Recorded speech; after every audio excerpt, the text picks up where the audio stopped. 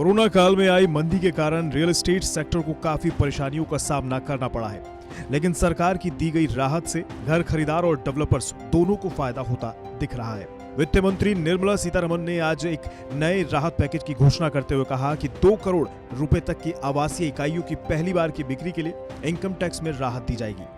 सरकार ने 2 करोड़ रुपए तक मूल्य की आवासीय इकाई की पहली बार की बिक्री के लिए सर्कल रेट और समझौता मूल्य के बीच अंतर को बढ़ाकर 20% कर दिया है। अभी तक सर्कल रेट और समझौता मूल्य के बीच केवल 10% के अंतर की ही मंजूरी थी। ये सुविधा 30 जून 2021 तक उपलब्ध रहेगी। एक और बड़ा लाभ देने जा रहे हैं ताकि घर बनाने वाले और घर खरीदने वाले दोनों को इसकी राहत मिल सके। देखा जाता है सर्कल रेट में और एग्रीमेंट वैल्यू में अंतर आता है।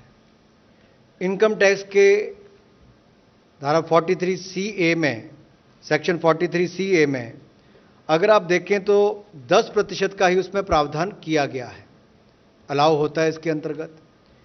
लेकिन इस कोविड-19 महामारी के चलते ज़्यादा लोग जो पहली बिक्री है, यानी कि जो पहली बार घर बिक रहा है, उसको खरीदने में अगर पहले 10% तक की सर्कल रेट और एग्रीमेंट वैल्यू उसमें छूट थी, तो अब उसको बढ़ाकर 20% कर दिया गया है।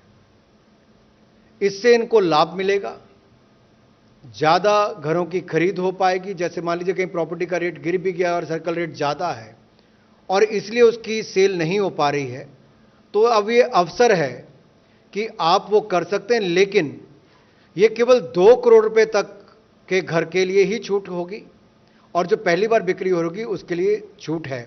और इसको भी 30 जून 2021 तक रखा गया है ताकि अगले 5-6 महीनों के अंदर लोग ज़्यादा से ज़्यादा अपने घरों की रजिस्ट्री भी करवा सकें और इसका लाभ भी मिले। तो इसमें जो बदलाव कर रहे हैं वो करेंगे और इस प्रकार लाभ भी आपको मिलेगा।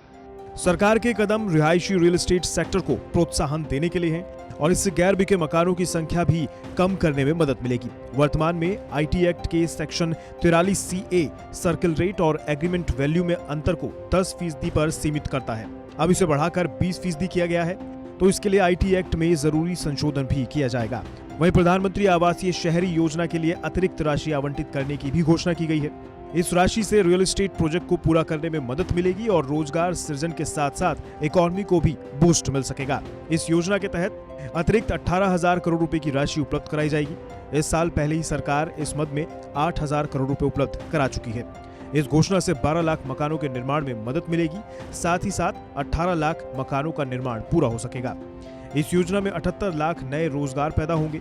इसके अलावा स्टील और सीमेंट की भी मांग बढ़ेगी।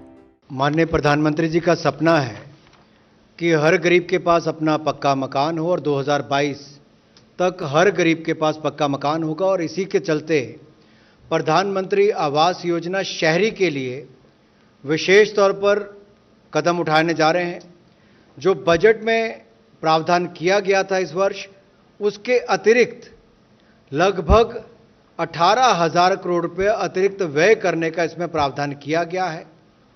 और इसमें 8,000 करोड़ जो पहले प्रावधान था उसके अतिरिक्त ये बड़ी घोषणा है, उस दिशा में कदम उठाए गए हैं। इसमें कुल मिलाकर 12 लाख घरों को स्थापित करने के लिए और 18 लाख घरों को पूरा करने के लिए ये कदम उठाए गए हैं। इससे बहुत बड़ा लाभ देश के गरीब को, शहरों में रहने वालों को मिलेगा।